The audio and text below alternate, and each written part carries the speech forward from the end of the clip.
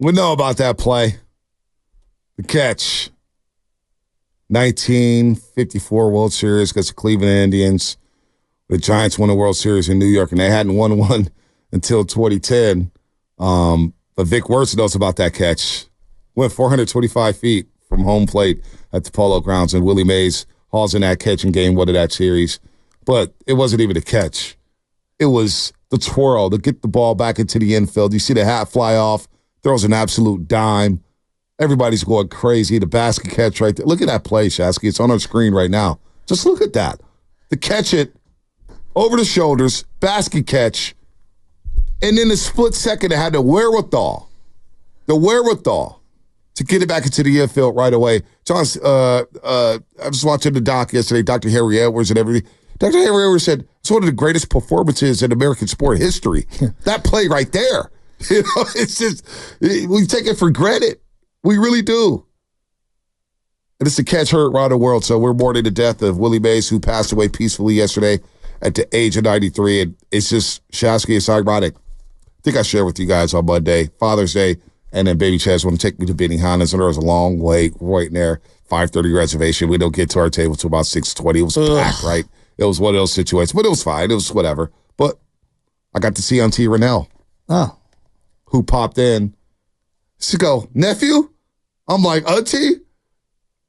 And we started rapping, and she's going to be out in Rickwood when the Giants play the Cardinals tomorrow, Rickwood Field, the oldest baseball stadium here in America. And she kind of let me know before it went public that Willie's not going to make it.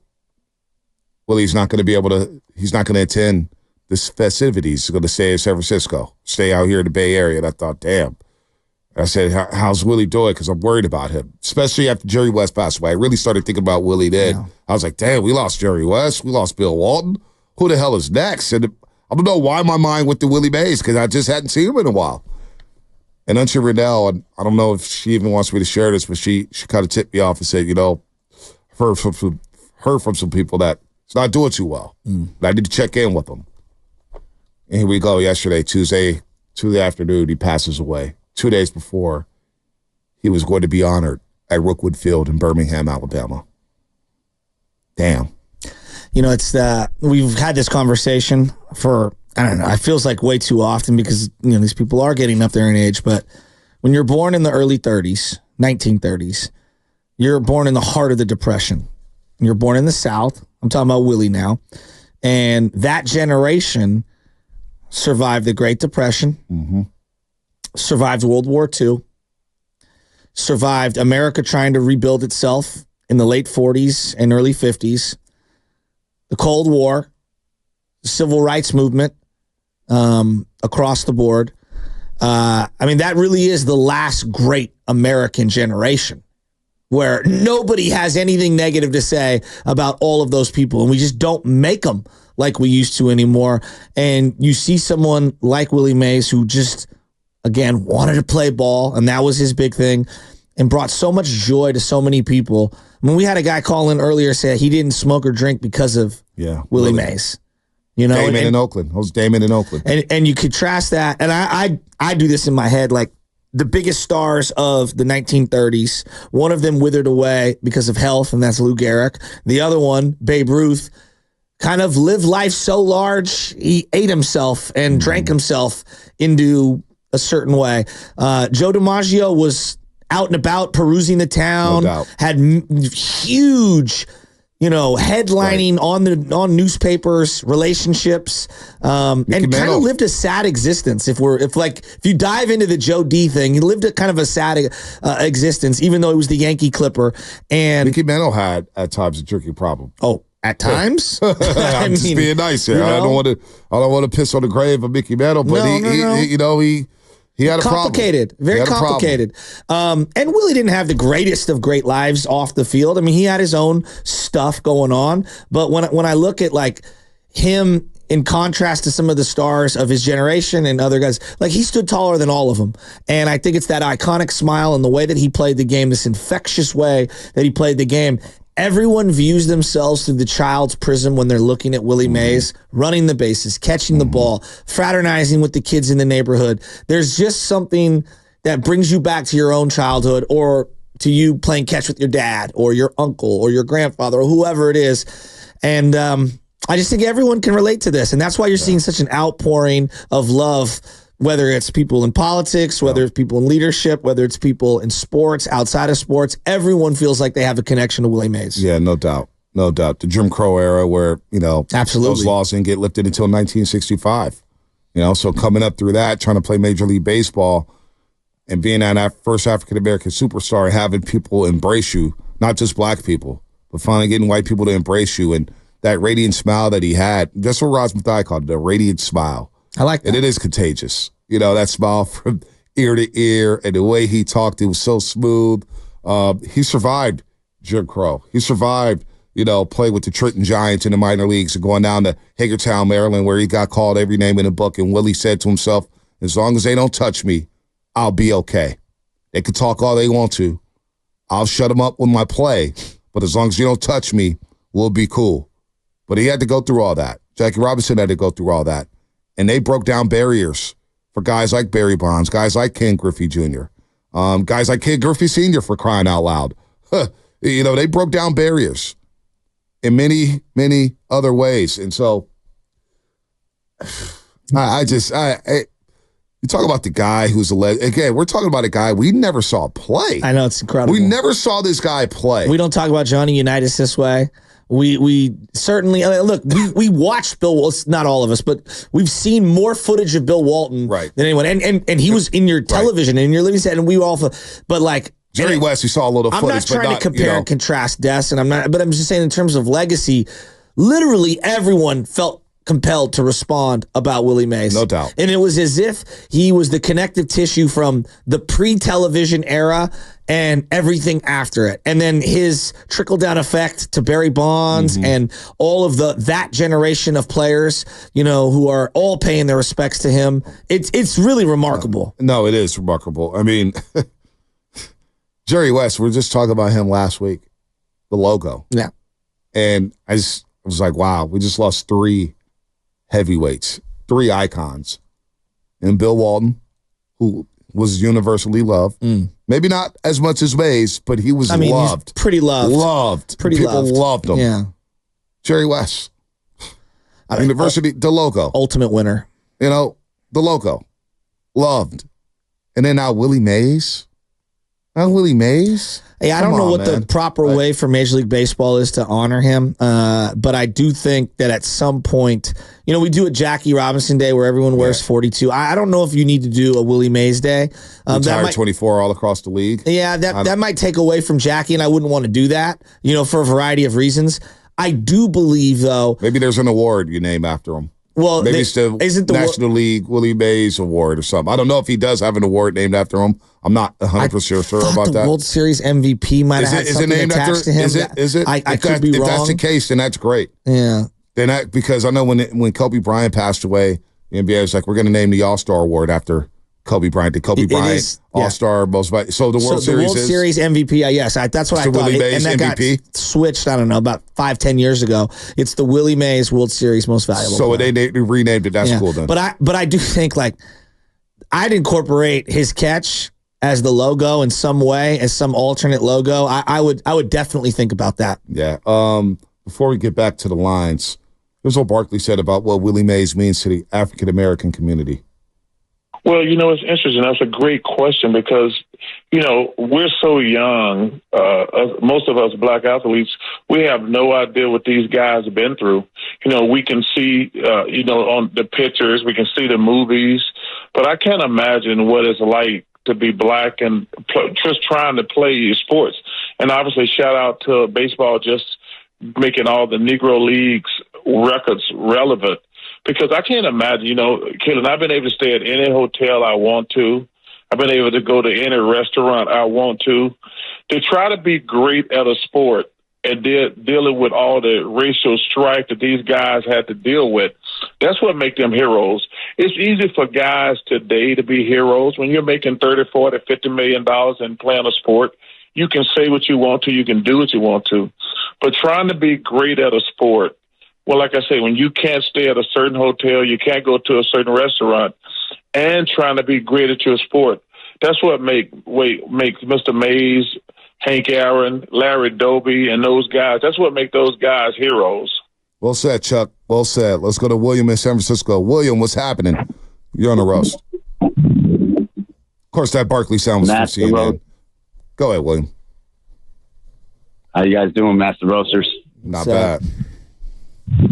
Hey, I just wanted to say my first touch with Willie Mays was back in the day. I was a little kid, and I used to, here in the city, we didn't have too much room, so we played outside in the middle of the street.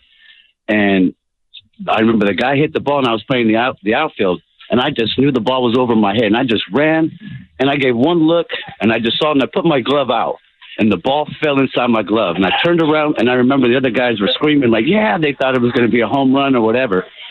So I ended up catching the ball. The ball fell into my mitt, and I turned around, and I just threw it.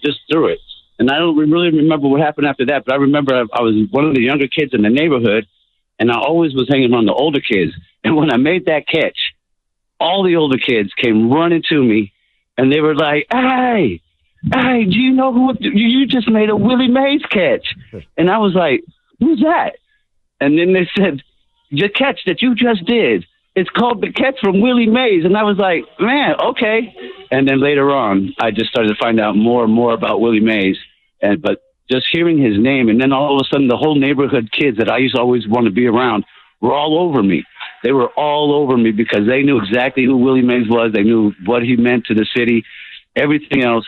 And I ended up making a catch like that. And, it brought all these people who I envied right to me. You know, Shasky, on a good call, William, on our television screen, you're seeing all these guys, writers, journalists are talking about Willie Mays, and they just showed Willie Mays at one of the World Series parade get up and tip his cap to the crowd. And it's one thing I'm going to miss, and one thing I always look forward to going to Oracle Park. And the Giants were at the forefront of this. Now, the Warriors have caught up. The Niners have caught up in welcoming their legends back. I think the Bay does it great. But the Giants, in my opinion, were the first at the forefront because they would always roll out Mays, McCovey, the Baby Bull, Orlando Cepeda. You see the Laskys of the world. You see the Krukos of the world. But you see, Dave Javecki. You see all these legends, the Will Clarks. You see everybody coming in, and they roll them out with that orange carpet. They get out there on the field. They wave. They set up, and they get their standing ovation. We're starting to see less and less of those guys. And that's as you grow older and you're a Giants fan. You know what I'm talking about. When you got those ceremonies and you got those special days and you got your teams from the 60s, you got your players from the 70s, the Alou brothers, and they get up and they tip their cap. And even though we didn't see them play, they got the biggest ovations no matter what. They were our guys because we respected the history of the team and the franchise, especially here in San Francisco. And I just remember maybe it was last year, maybe a couple years ago, they were having a ceremony. I'm like, damn. We're losing our ambassadors. I know. We're losing our legends left and right. And I get it. You're getting older and older and older, and health reasons. By the time Willie McCovey passed away, he couldn't walk. He was in a wheelchair for what? I don't know how long. He was in a wheelchair for a long time. And now when we have this next ceremony, whatever it is, who's going to be left? And then I think about moving forward with this franchise. We had the great ambassadors. Who's next? Is Buster Posey going to be able to carry this as one of our great faces? Does he have the personality? Is he going to get out there? Can we make Barry Bonds? Is he going to be that guy for us to take this franchise into the future as one of our icons? Said, yeah, all right, Yankees, you got your guys, but we got our guys. Dodgers, okay, you got your guys, but we got our guys as they roll out Mike Piazza and the Eric Karroses and all those great Dodgers from the 90s and the 80s and the 70s. Who's our guys going to be around here? You know what I'm saying? I was battling with that last night, saying, who's going to carry this franchise as one of our ambassadors?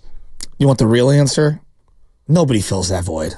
I mean, that's the reality. It's just all those guys. I know, Shasky, but it's Mays, it's McCovey, it's everybody. Well, I hear you, and I agree with you, but I look at like the Lakers right now, like the void of not having Kobe can never be filled. No doubt. Magic is his own entity, and they're very lucky. Still have Kareem. No question. Yep. But, you're never going to fill that void of Kobe. And I think that Willie Mays clearly has a bigger impact. And I'm not diminishing Kobe in any way. I don't want to sound flippant or disrespectful in any way. It's just Willie. I mean, 93 years and everything he represents. What it represents I think, is even deeper than that. And I think this is one of and now we're getting into a more philosophical conversation. I don't treat my sports teams like it's Wall Street and I'm just making transactions left and right. On some level, there has to be an emotional connection. Yep. And when I think about the turning point for the Giants and when their philosophical change turned into a great business model, but it also felt bigger than just the sport, even though I know it's always about the money, when they embraced Willie in the early 90s, you bring Willie in, and the new ownership group embraces him. You bring Dusty Baker in, who knew what it was like to be a Giant. You sign Barry Bonds, and that's the big one, right? I'm not diminishing. And then you bring his dad in. Yeah. And so me as a 12-year-old, 11-year-old, you do that, and now I have a connection because Barry's my favorite player, even though he's playing for the Pirates, and his dad's at first base, who every kid who plays Little League, if your dad's coaching, you can relate to that. Right. And then Willie Mays is a part of it. It's his godfather. It felt familial. And it felt like those were our guys. Yeah. So I think it's going to be very, very difficult to replicate that. And there was something familial about being a Giants fan. You know, when we never won anything, you know, we would always be the bridesmaid. And now that they've won it, it's going to have to evolve. No one will ever be able to replace the void of Willie Mays. But what I would say is this. I don't expect that. But what I would say, no, I don't think that's what you meant. Yeah. I don't want to put words in your mouth like that. But what I would say is this, is that the Willie Mays memory and what he means and all those things, it'll forever be in that stadium. You'll feel him in that stadium. When I go to Fenway, you could feel like I felt like Ted Williams was there, even though I know he wasn't. You know, and I know that the Babe looms large over the Yankees, and you always feel like that presence is there. I felt like that when I went to New Yankee Stadium, where it's like, damn, the Bambino. Look at a picture of Joe D. Look at Mickey Mantle, Yogi Berra. When you watch the Yogi Berra doc, you're like, okay, I get what it means. I get why Yankee fans love these guys. But, you know, my point was basically, I don't know who even, nobody's going to fill the void of a Willie Mays. I don't think you can fill a void of a Willie McCovey, even though I love the Willie Mack Award. And that's one of my favorite awards in sports. I've looked forward to Willie Mack Day all the time. I love Willie Mack Day. That award means something special to me. But just moving into the future, like when you look at this team now, we talk about Farhan Zaidi's Giants. And the reason why we're so depressed over not getting an Aaron Judge or a Shohei or a Bryce Harper or whoever it is, because we're desperate to love a player and get that emotional attachment, knowing that he's not only going to be great for us for the next 10 years, but he's going to be great for us for the next 40 years after he retires. And that's what Mays was. So when McGowan and Bear and they brought the team and they kept them from going to St. Petersburg, Florida, and they kept the team and they gave Willie Mays a lifetime deal saying, you're always going to be a Giant. Here's your deal. You're always going to be with us. And you made that reconnection back with Willie Mays. And then you bring the Burchells back and the Alus back. Who's going to be able, not only, and I'm not even asking them to fill a void, but who's going to carry this franchise? Who's Buster Posey? Who's that next 11-year-old? Who's that 11-year-old right now saying, who can I love? Well, Buster Posey's absolutely a legend, but I don't know if he stands tall the way Willie stood tall. You're not talking stature. I'm talking about shadow that you cast. It's Barry Bonds, right? And I know Barry's going to have Barry's made a lot of money, and maybe he doesn't want to do that. And I know Willie had very specific financial situations that actually it behooved both parties, the Giants and Willie, to come together. And then it just felt right. That's number one, felt right, no doubt. But Barry's never going to be able to step out of the shadow of Willie Mays, but he is one of the larger than life heroes. But I guess my thing is more like, you got to see this if you're running the Giants now and be like, we've got to find a way to connect to the souls of Giants fans. Everything people have been calling in, very few of it is about statistics. Nope. Very few of it is about, a specific at-bat in a specific game where he did something or falling short or any of those things. It's about the aura and how he made you feel and the presence that exuded. So I don't know, man. I think it's going to be something that they're going to have to tackle, and there's no question. It's a huge void, and you can't fill it. But damn, but here's who's that guy? I think that when I've seen, I went to a couple of the Guardsmen events, and I've listened to Will Clark talk, and I'm not sure if Will resonates for everyone. I know he does for me.